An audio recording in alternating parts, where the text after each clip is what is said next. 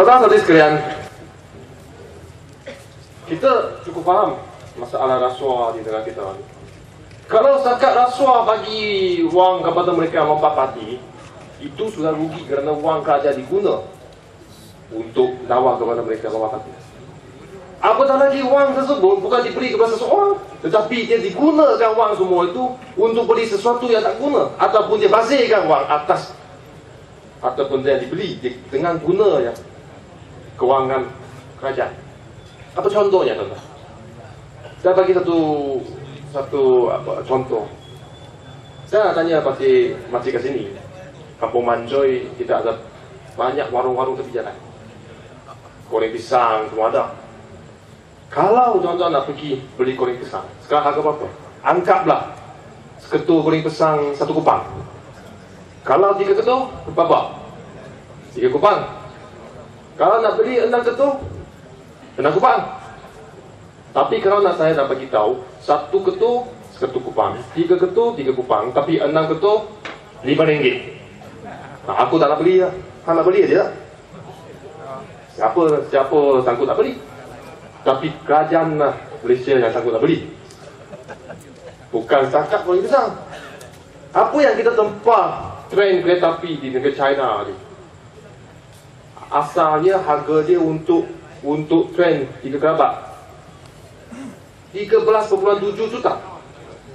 Lepas perbincangan peruntingan, akhirnya KTM kata nak beli, tapi nak beli lebih sikit, nak beli 6 kerabat. Kira 2 kali ganda. Serupa dengan goreng pisang, kalau 3 ketul kita nak jadi 6 ketul 6 kupang, tapi harga dia cukup beza.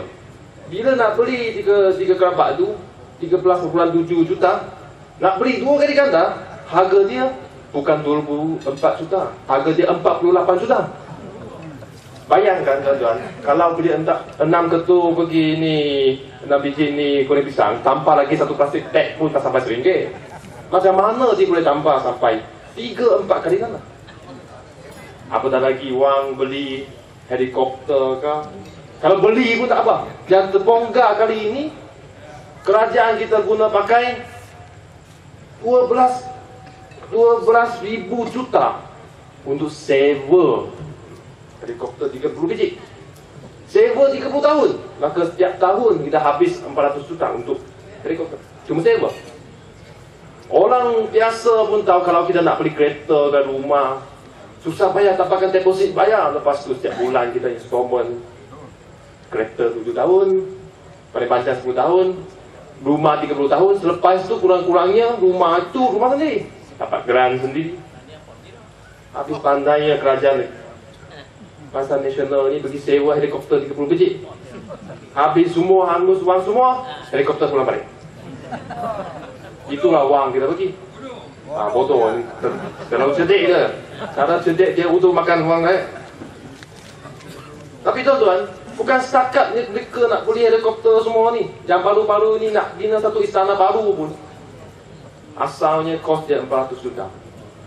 Kira-kira habisnya puas tengah sampai 800 juta. Itu pun tak apa. Yang paling teruknya tuan-tuan, boleh pula mereka pergi lantik kontraktor yang sama, di mana itu kontraktor yang buat stadium Terengganu yang runtuh. Habislah tuan. Kalau wang habis pun kurang-kurangnya satu istana boleh ambil gambar. Kalau yang runtuh itu siapa nak masuk kan?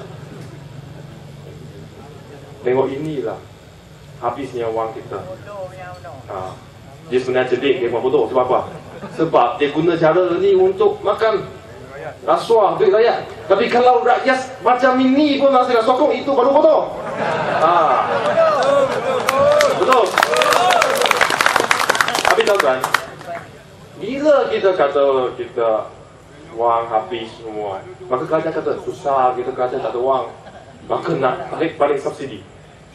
Dulunya tarik subsidi naik harga minyak, lepas tu tarik subsidi naik harga gula, lepas tu tarik balik subsidi untuk sekolah agama, maka belajar tak dapat nak makan, kena balik rumah makan.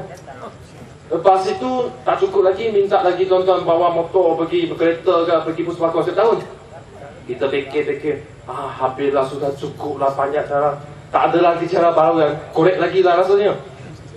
Tapi baru-baru ini lagi ada 2 hari lepas lagi, sekarang sampai stamp pun nak naik harga 100%, tuan-tuan.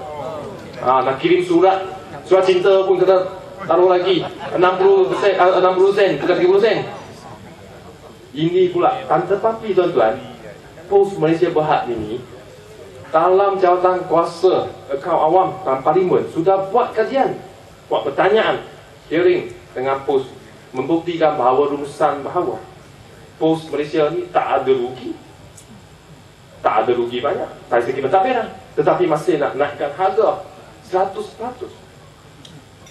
Akhir semua ni lagi tak cukup. Kalau semua stem naik, minyak naik tak cukup lagi, dia nak buat semua barang pun naik dengan cara apa? Dengan cara GST, Good and Service Tax.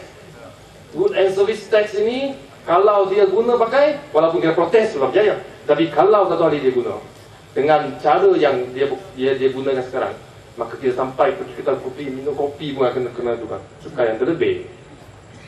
Tetapi tuan-tuan, semua polisi-polisi ini nak harga, turunkan subsidi semua ni, ada benarkah kerajaan Barisan Nasional ataupun Najib tanya sama tuan-tuan, oh setuju ke tidak rakyat kita? Ada benar tanya? Tak tanya. Tapi apa yang dia tanya? Yang dia tanya, minta tuan-tuan bagi cadangan nama untuk kucing dia bela. Itu levelnya tuan-tuan, pemimpin. Kalau begitu, lebih elok kita minta Najib pergi jadi pengurusi ataupun penyira yang jaga zoo. Lebih elok dia ada. Oh, nama Tan Tu Ya? Tan Tu Ya. Menteri Dalam Negeri, Menteri Perdana Menteri sendiri yang menceritakan bahawa kalau kita subsidi ini tak kurangkan, kita bersubsidi 2019 kita akan bankrupt. Tetapi kita masih ingat Dr. Mahathir kata 2020 kita jadi negara yang maju.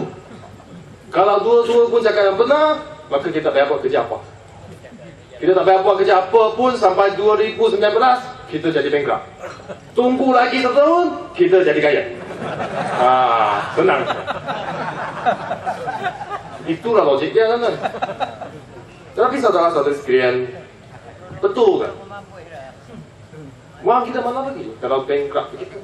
Kalau kita nak berbandingkan dengan negara lain yang bankrupt, oh tengok negara Greece pun bankrupt juga. Kalau kita tak tarik pada subsidi ini, kita negara pun akan bankrupt serupa dengan Greece. Saya cukup malu tuan-tuan. Kalau kita bankrupt serupa dengan macam Greece paling kurang pun dia mulai masuk Piala Dunia. Bukan masih boleh masuk, kita pun tak mampu masuk. Yang orang masuk bukan dia tak dapat nak ikut, orang pergi bankrupt dia nak ikut. Saudara-saudari sekalian, negara kita cukup banyak sumber yang kita ada. Kekayaan, balak, petro, minyak semua, kelapa sawit. Bukan setakat sumber barang, sumber manusia pun ada yang hebat-hebat, tokoh-tokoh semua ada. Cuma masalahnya cara pentadbiran, pengurusan, termasuk rasuah semua ni yang menyebabkan bahawa sumber-sumber kekayaan ini tidak dapat dikongsikan kepada rakyat. Malahan tidak boleh diguna untuk melapor, untuk dapat lagi banyak kekayaan, tetapi semua disapu oleh mereka yang rasuah ni. Kalau inilah berlaku, sama juga untuk sumber-sumber manusia kita. Masalah kita sampai sekarang pun tak boleh masuk Piala Dunia, tuan-tuan. Kerana orang muda kita ni tidak diberi peluang untuk latihan, wang pun tak ada.